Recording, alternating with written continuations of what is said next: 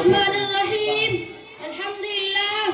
الحمدللہ بکرۃ واصیلا والصلاة والسلام علی محمد وعلی آلہ واصحابہ سلام جمیلا اما بعد قال النبی صلی اللہ علیہ وسلم لکل شیء علم واعلموا الایمان الصلاۃ.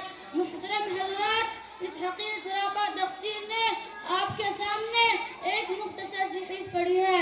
اس کا ترجمہ یہ ہے: سرکار دو عالم جناب محمد رسول اللہ صلی اللہ علیہ وسلم نے ارشاد فرمایا ہے کہ ہر چیز کا ایک نشان ہوتا ہے اور ایمان کا نشان نماز ہے. حضرات، دنیا میں بھانت بھانت کے لوگ اور قسم قسم کی پارٹیاں ہیں. کوئی عربی ہے، کوئی ایرانی، کوئی فرانسیسی ہے تو کوئی جاپانی، کوئی چینی ہے تو کوئی ہندوستانی، کوئی افغانی ہے تو کوئی پاکستانی. اسی طرح آپ کے ملک میں مختلف پارٹیاں ہیں. کسی پارٹی کا نام کانگریس ہے تو کسی کا کمیونسٹ، کسی کا سوشلسٹ. باوجود یہ کہ ان تمام پارٹیوں اور قوموں میں آپ ہی جیسے کھاتے پیتے انسان شامل ہیں، مگر ان کی الگ الگ نشانیاں ہیں. آپ انہی نشانیوں کو دیکھ کر معلوم کر لیتے ہیں کہ فلاں کہاں کا رہنے والا ہے یا فلاں کس پارٹی سے تعلق رکھتا ہے.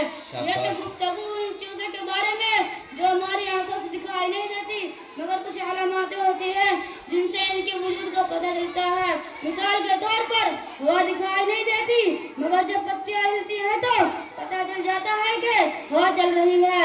اسی طرح کفر، نفاق، فسق، ایمان جیسی چیزیں ہماری ظاہری آنکھوں سے نظر نہیں آتی، مگر کچھ علاماتیں ہوتی ہیں جن سے ہم پہچان جاتے ہیں کہ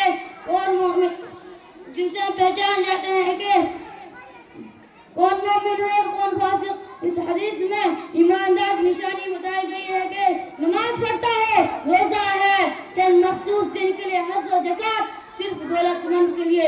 نماز ایک اس چیز ہے جو سال کے ہر دن میں امیر ہو یا غریب، دولت مند ہو یا فقیر، جاہل ہو یا عالم، سب پر فرض ہے.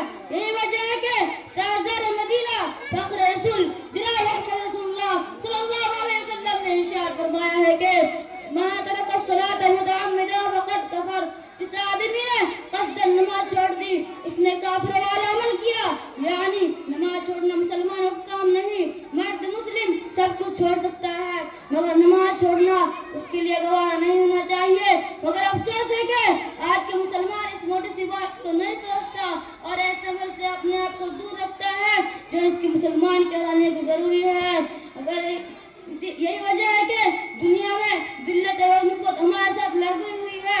اگر یہ حال رہا تو ہم آخرت میں بھی کامیابی کا منہ نہیں دیکھ سکتے. ہمارا کام کہنا ہے، کاش آپ سنیں اور اس پر عمل کریں. وآخر دعوانا الحمدللہ رب العالمین.